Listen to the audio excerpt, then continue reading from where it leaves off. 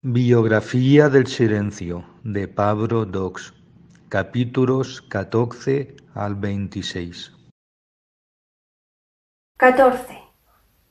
Como casi todo el mundo, también yo ando siempre persiguiendo lo que me agrada y rechazando lo que me repele. Estoy un poco harto de vivir así, atraído o repelido, corriendo en pos de algo o, por el contrario, alejándome de ello todo lo posible. Una existencia que discurre, tomando y repudiando, termina por resultar agotadora, y me pregunto si no sería posible vivir sin imponer a la vida nuestras preferencias o aversiones. Es a esto precisamente a lo que llama la meditación, a no imponer a la realidad mis propias filias o fobias, a permitir que esa realidad se exprese y que pueda yo contemplarla sin las gafas de mis aversiones o afinidades. Se trata de tener el receptáculo que soy cuanto más limpio mejor, de modo que el agua que se vierta en él pueda distinguirse en toda su pureza.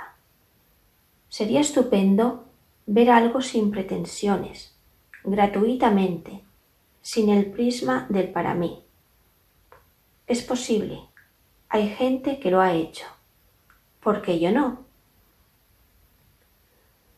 Más que uno con el mundo, lo que queremos es que el mundo se pliegue a nuestras apetencias. Nos pasamos la vida manipulando cosas y personas para que nos complazcan. Esa constante violencia, esa búsqueda insaciable que no se detiene ni tan siquiera ante el mal ajeno, esa avidez compulsiva y estructural es lo que nos destruye. No manipular, limitarse a ser lo que se ve, se oye o se toca. Ahí radica la dicha de la meditación, o la dicha sin más. ¿Para qué calificarla? ¿Me gusta o no me gusta? Es así como solemos dividir el mundo, exactamente como lo haría un niño. Esta clasificación no solo resulta egocéntrica, sino radicalmente empobrecedora y, en último término, injusta. Por difundido que esté vivir persiguiendo lo que nos agrada y rehuyendo lo que nos desagrada, semejante estilo de vida hace de la vida algo agotador. Lo que nos disgusta tiene su derecho a existir. Lo que nos disgusta puede incluso convenirnos y, en este sentido, no parece inteligente escapar de ello. Bajo una apariencia desagradable, lo que nos disgusta tiene una entraña necesaria. Por medio de la meditación se pretende entrar en esa médula y, al menos, mojarse los labios con su néctar. 15. Todo puede servir para construirse o para destruirse y, en este sentido, cualquier cosa es digna de meditación. En virtud de mi fe en la potencia sanadora del silencio, al principio creía que casi todo lo que no funcionaba en mí podría arreglarlo, antes o después con las sentadas. Poco a poco fui percibiendo que las sentadas apuntaban a lo que no son sentadas y que por ello cualquier cosa que escuchase, observase o hiciese servía para cualificar mi meditación y, en definitiva, para robustecer mi carácter. Caminar estando atentos, por ejemplo, o lavarse los dientes estando atentos, percibir el fluir del agua, su refrescante contacto en las manos, el modo en que cierro el grifo, el tejido de la toalla. Cada sensación, por mínima que parezca, es digna de ser explorada. La iluminación, es decir, esa luz que ocasionalmente se enciende en nuestro interior, ayudándonos a comprender la vida, se esconden los hechos más diminutos y puede advenir en cualquier momento y por cualquier circunstancia. Vivir bien supone estar siempre en contacto con uno mismo, algo que solo fatiga cuando se piensa intelectualmente y algo que, por contrapartida, descansa y hasta renueva cuando en efecto se lleva a cabo. Un escritor, y pongo ejemplos que me son afines, no es solo escritor cuando crea su obra, sino siempre. Un buscador, un explorador de los abismos del interior, no lo es solo cuando se sienta a meditar, sino siempre. La calidad de la meditación se verifica en la vida misma. Ese es el banco de prueba. Por eso, ninguna meditación debería juzgarse por cómo nos hemos sentido en ella, sino por los frutos que da. Más aún, meditación y vida deben tender a ser lo mismo. Medito para que mi vida sea meditación. Vivo para que mi meditación sea vida. No aspiro a contemplar, sino a ser contemplativo, que es tanto como ser sin anhelar. 16. La meditación posibilita esos vislumbres de lo real, fugaces pero indubitables, que ocasionalmente se nos regalan, momentos en que captamos quiénes somos en realidad y para qué estamos en este mundo. Esto lo captamos en contadas ocasiones en una intuición inaprensible, no verbal.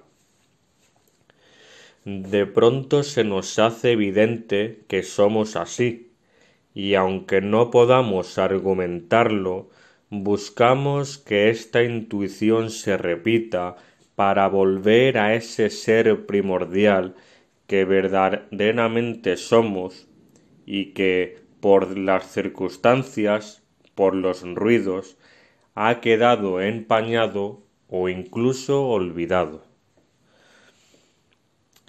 ¿Qué ha pasado para que nos hayamos perdido tanto?, me pregunto. ¿El qué ha sucedido para que ya no nos reconozcamos en lo más genuinamente humano? ¿Cómo es que desconozco lo que debería serme familiar? Preguntas y preguntas sobre el paraíso perdido. Pues bien, la respuesta a estas preguntas está en el lugar en el que nace. Mientras el hombre tenga preguntas que hacerse, tiene todavía salvación. Para alcanzar estos vislumbres de lo real, no merece la pena esforzarse, más que ayudar a encontrar lo que se busca. El esfuerzo tiende a dificultarlo. No conviene resistirse, sino entregarse. No empeñarse, sino vivir en el abandono. Tanto el arte como la meditación nacen siempre de la entrega, nunca del esfuerzo. Y lo mismo sucede con el amor. El esfuerzo pone en funcionamiento la voluntad y la razón. La entrega, en cambio, la libertad y la intuición. Claro que bien podríamos preguntarnos cómo puede uno entregarse sin esfuerzo.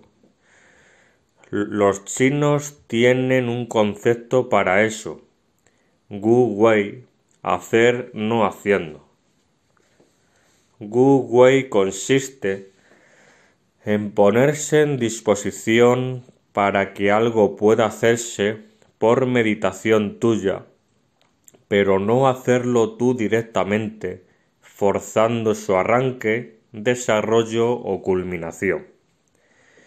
Lo único necesario para esa entrega es estar ahí, para captar de este modo lo que aparezca, sea lo que sea. La meditación es algo así como una rigurosa capacitación para la entrega. De manera que no hay que inventar nada, sino recibir lo que la vida ha inventado para nosotros y luego, eso sí, dárselo a los otros. Los grandes maestros son, y no hay aquí excepciones, grandes receptores. 17. Me gusta mucho hacer una pequeña inclinación ante el cojín o banquito sobre el que voy a sentarme a meditar, así como ante el pequeño altar que preside mi oratorio o sala de meditación. Este gesto me gusta porque con él expreso mi respeto hacia el espacio en el que, por encima de cualquier otro, trabajo en mi aventura interior. El respeto es para mí el primer signo del amor. Mediante los frecuentes gassho o pequeñas reverencias típicas de la práctica budista, el Zen educa en el respeto a la realidad, y la realidad no sería respetada si, en último término, no se considerara misteriosa. La meditación ayuda a comprender que todo es un misterio y que por ello todo es susceptible de originar una actitud genuinamente religiosa. Para el hombre que medita, hoy lo veo así, no hay distinción entre sagrado y profano. Todas las postraciones características del budismo zen pueden seguramente conducir a la repetición mecánica, esto es, a vaciar el gesto de su contenido, reduciéndolo a pura forma. Esta degeneración es lo que conocemos por rutina, pero todas esas postraciones pueden conducir también a la gran pregunta de quien se postra. ¿Ante qué o ante quién me postro yo de hecho en mi vida? O dicho de otro modo, ¿qué o quién es verdaderamente mi Dios y cuáles son mis ídolos? Durante la meditación puedo inclinarme reverentemente ante el banquito o el cojín, pero en mi vida ordinaria no es raro que lo haga ante mi prestigio profesional, que cuido como la más delicada de las plantas, o ante la cuenta bancaria, cuyos movimientos controlo con reveladora frecuencia, o ante el bienestar característico de una vida acomodada por el que no reparo en gastos. Entusiasmado con mis postraciones rituales e ignorante de cómo las postraciones existenciales son las que de verdad cuentan, en la meditación he descubierto lo limitada y burda que resulta esta forma de conducirse. Yo he chapoteado mucho en este fango, lo admito. ¿Y qué debería hacer? No juzgarme, eso resulta claro, y mucho menos censurarme. No es en absoluto necesario juzgar, basta observar. La simple observación es ya eficaz para el cambio.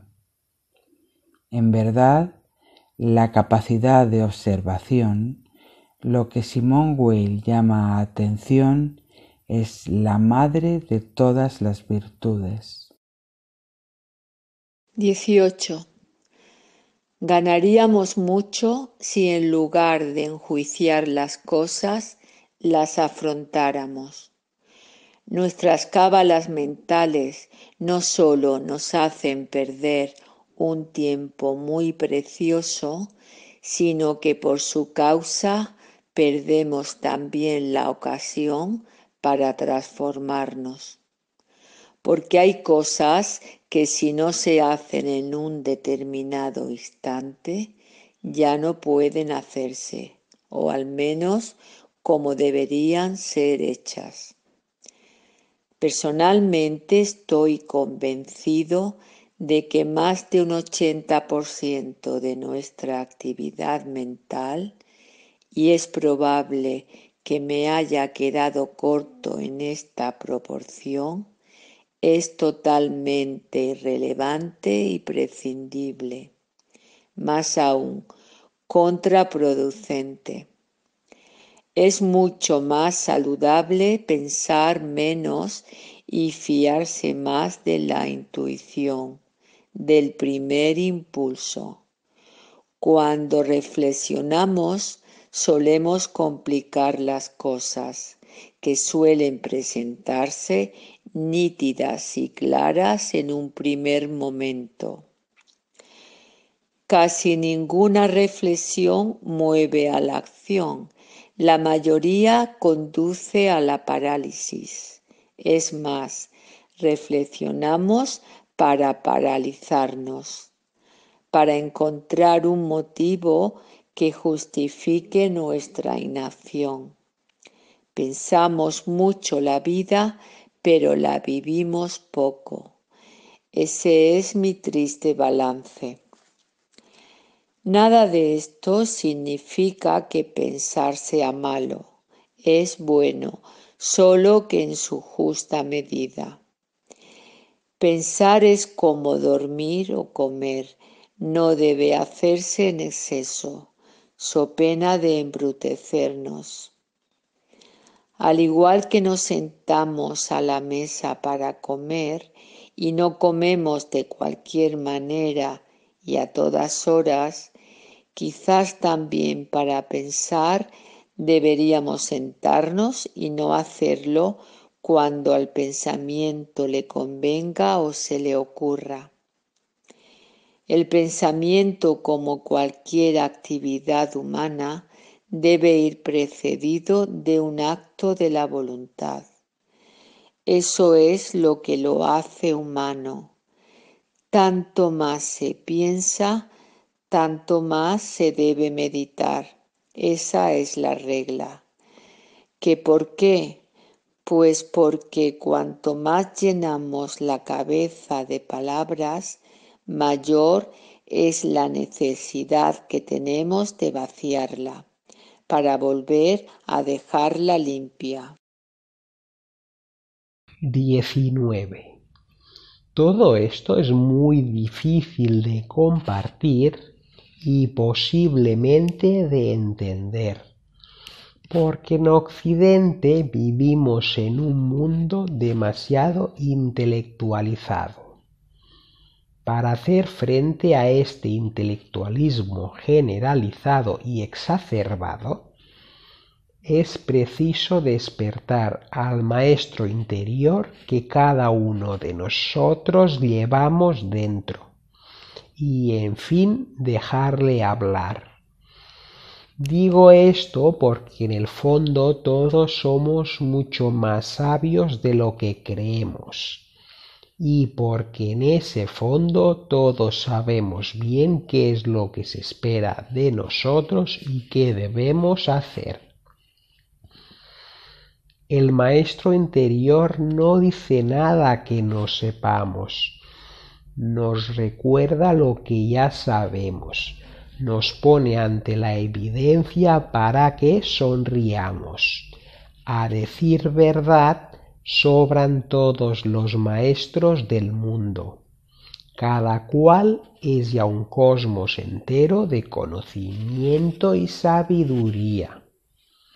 Esa sonrisa, la que acabo de apuntar, indulgente y benévola, es infinitamente más eficaz de cara a la propia transformación que cualquier censura o reprimienda.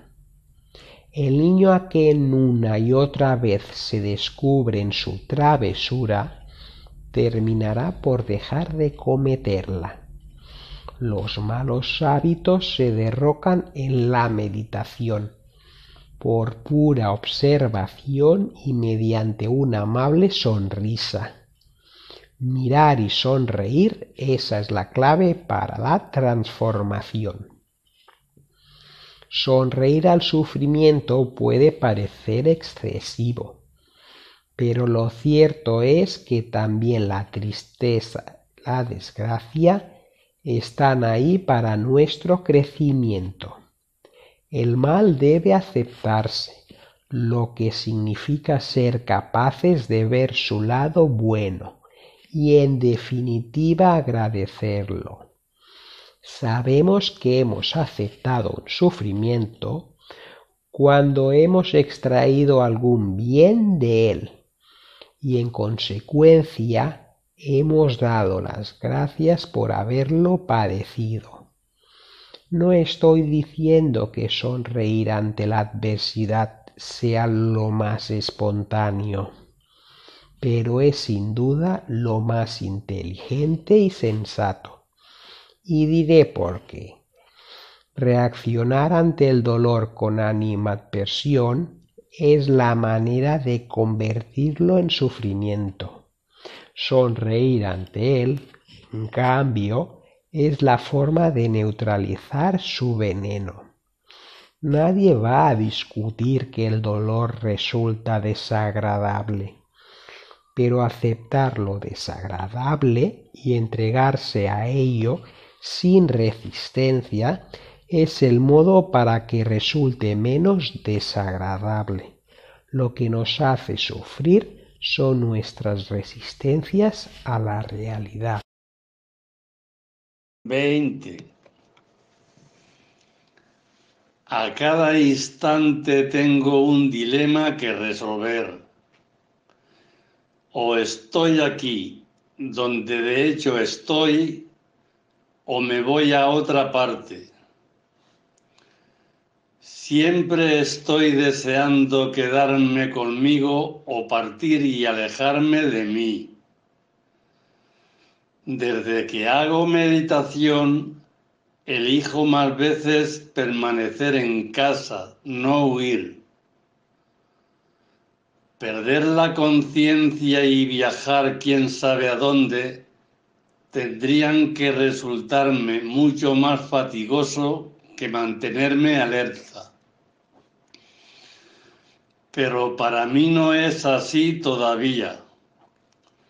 La atención me parece un trabajo y la distracción, en cambio, un descanso. Todas estas resistencias por mi parte son absurdas y tienen una causa muy clara.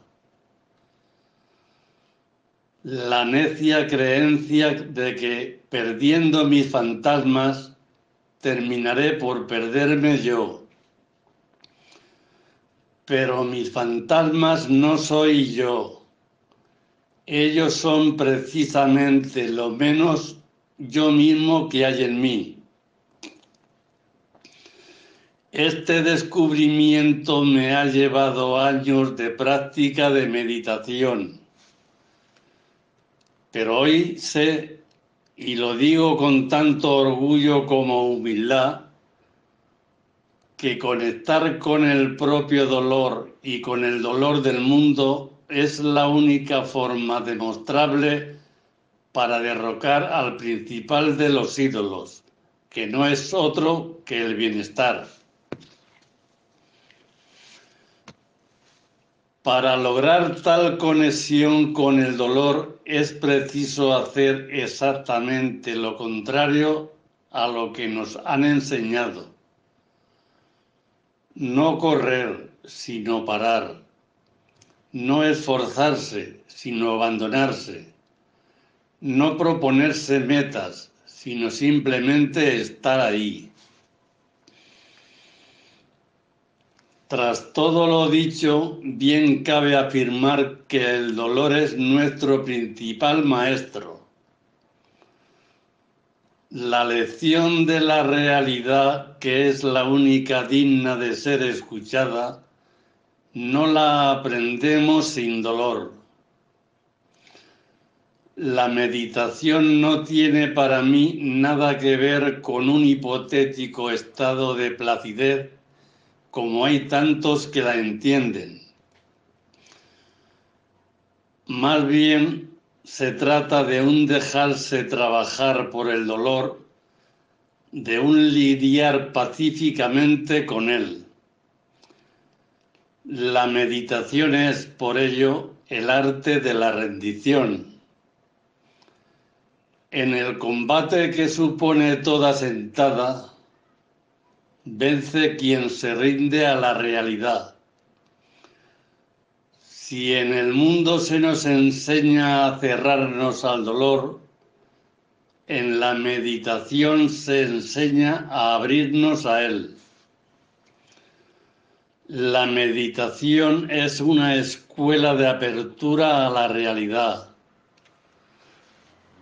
Por lo que acabo de escribir, no es de extrañar que la meditación silenciosa y en quietud haya sido acusada de sofisticado masoquismo. Y es que se llega a un punto en que uno desea sentarse a diario con la propia porción de dolor, frecuentarlo, conocerlo, domesticarlo. Sin dejar de ser tal, el dolor va cambiando de signo conforme se lo frecuenta. Y es así como se aprende a estar con uno mismo. 21. Resulta curioso constatar cómo aquello que debería ser lo más elemental es para muchos de nosotros, de hecho, tan costoso. Lo que urge aprender es que no somos dioses, que no podemos ni debemos someter la vida a nuestros caprichos, que no es el mundo quien debe ajustarse a nuestros deseos, sino nuestros deseos a las posibilidades que ofrece el mundo.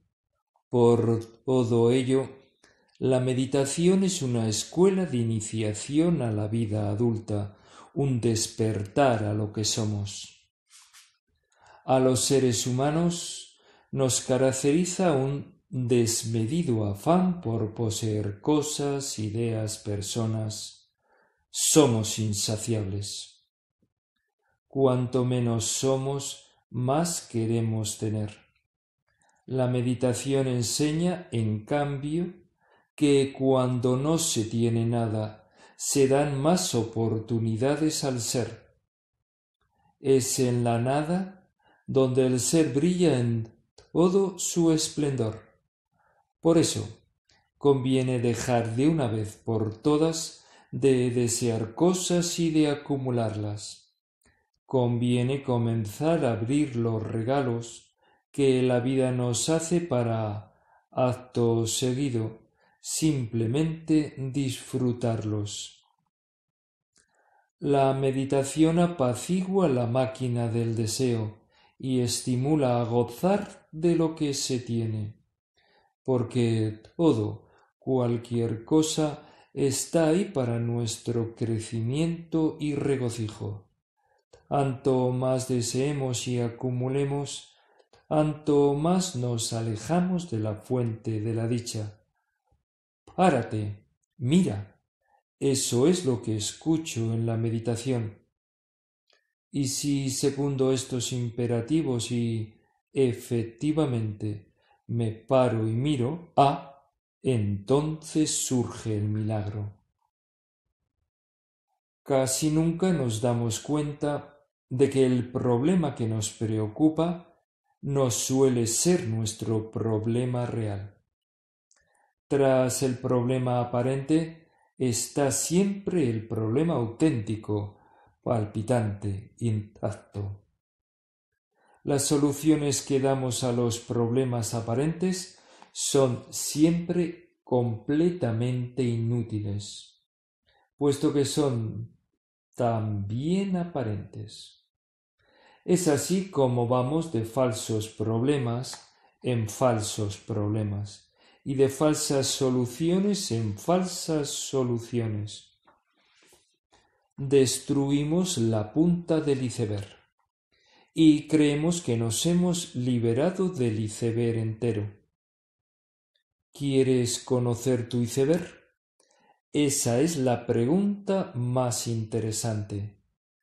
No es difícil. Basta dejar de revolverse entre las olas y ponerse a bucear.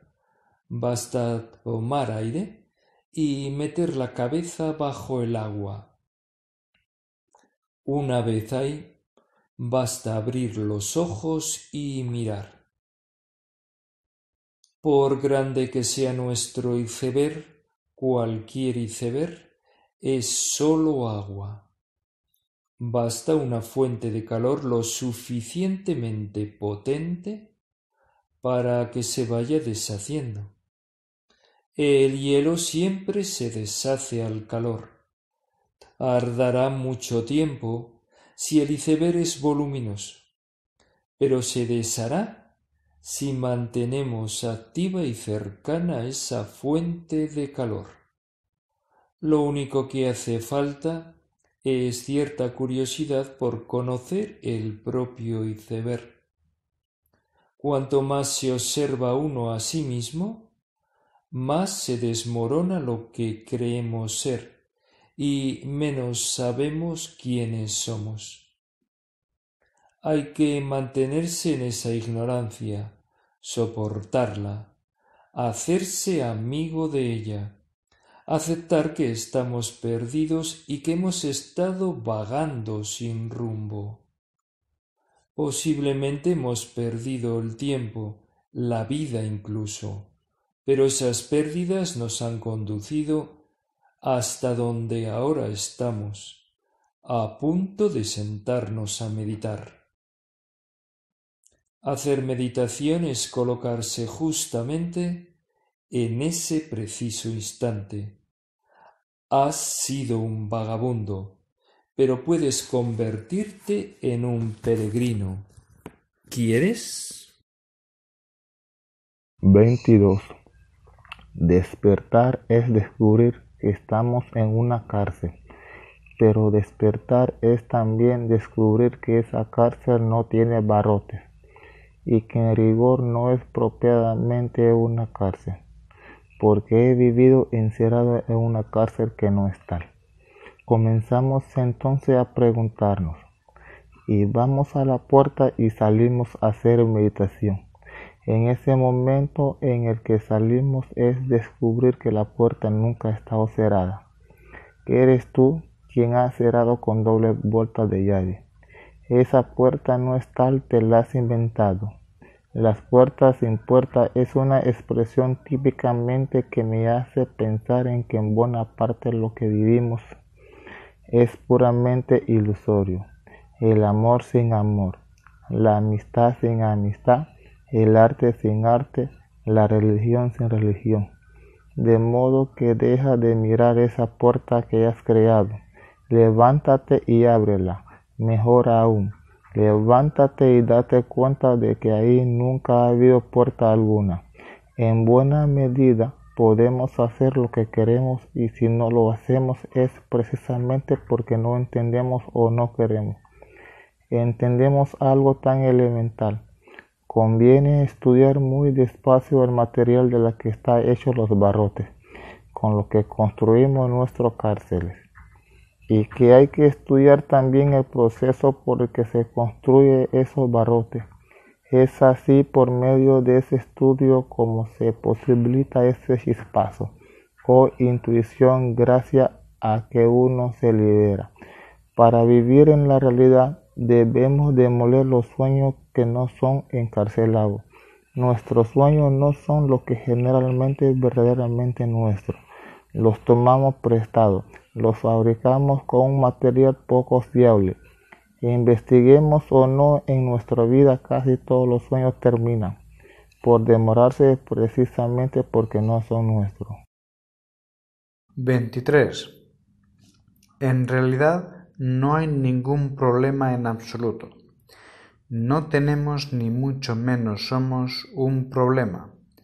Los problemas nos gustan porque nos dan la impresión de que gracias a ellos podremos ser. El verdadero problema son nuestros falsos problemas. Podemos ser dichosos, en el fondo no podemos por menos de serlo. Hemos creído que nuestros problemas éramos nosotros, por eso nos cuesta tanto abandonarlos. Tememos perdernos, porque es que debemos perdernos. Cuando no nos agarramos a nada, volamos. Todo problema no es a fin de cuentas más que una idea que yo tengo sobre determinadas situaciones. La situación, sea cual sea, no es el problema, sino que el problema es mi idea sobre la misma. En cuanto abandono la idea, el problema desaparece. Basta no tener ideas sobre las cosas o situaciones para vivir completamente dichoso. La fórmula es tomar las cosas como son, no como nos gustaría que fueran. No hay que nadar en contra de la corriente de la vida, sino a su favor. Ni siquiera hay que nadar. Basta abrirse de brazos y dejarse llevar. Cualquier orilla a la que esa corriente te lleve es buena para ti. Eso es la fe. Tú eres tu principal obstáculo. Deja ya de obstaculizarte, quítate de en medio todo lo que puedas y sencillamente empezarás a descubrir el mundo. 24. Si por un momento considerásemos que todas las dificultades que nos toca atravesar en esta etapa de nuestra vida son oportunidades que el destino, ese amigo, nos ofrece para crecer, ¿no se vería entonces todo de otra forma? Ese colega que ha hablado mal de ti, por ejemplo, o ese trabajo pendiente que debía estar listo desde hace ya meses, o esa cita con el médico que pospones una y otra vez. ¿No sería raro que te identificaras con alguno de estos ejemplos? Los seres humanos nos parecemos, todos sufrimos por lo mismo. Pues todo esto, que en primera instancia se revela como problema, a la luz de la meditación comienza a verse como una oportunidad. A ese colega maldiciente ha llegado la hora de ponerle en su sitio. Esa tarea pendiente ha resultado mucho más llevadera de lo que imaginabas. El médico te ha descubierto otra enfermedad que ahora puedes prevenir. En pocas palabras, los grandes escollos de la vida son los que mayormente nos hacen crecer. Deberíamos estar agradecidos por tener tantos conflictos. Podemos tomar lo que la vida nos ofrece como obstáculos, pero es más razonable, más saludable, tomarlo como oportunidades para avanzar. En cuanto damos la bienvenida al sufrimiento, éste se desvanece, pierde su veneno y se convierte en algo mucho más puro, más inocuo y, al tiempo, más intenso.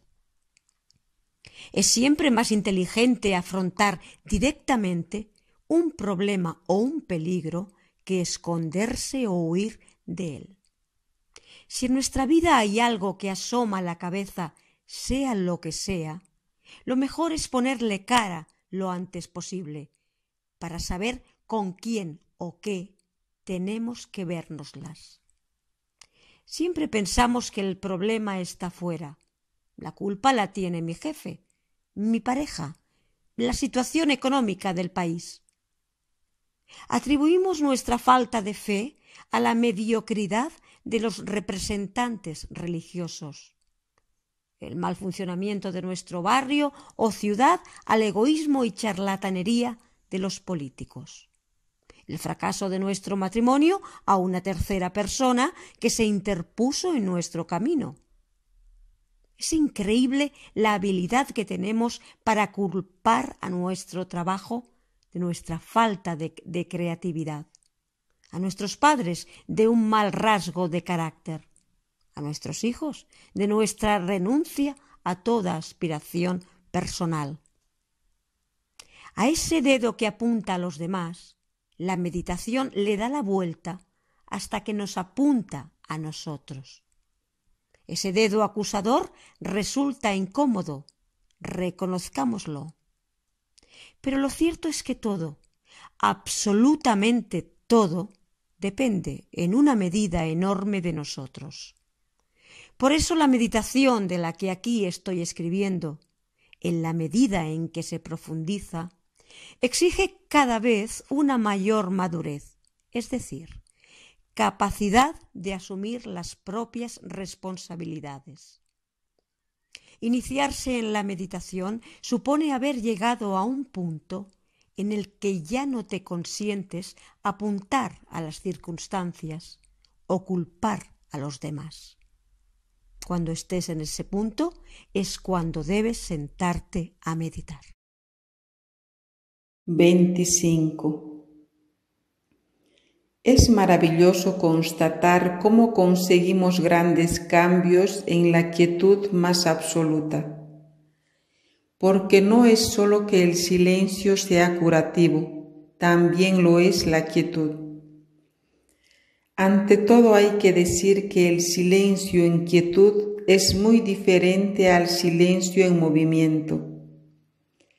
Está demostrado científicamente que los ojos que no se mueven propician en el sujeto una concentración mayor que si se tienen en movimiento.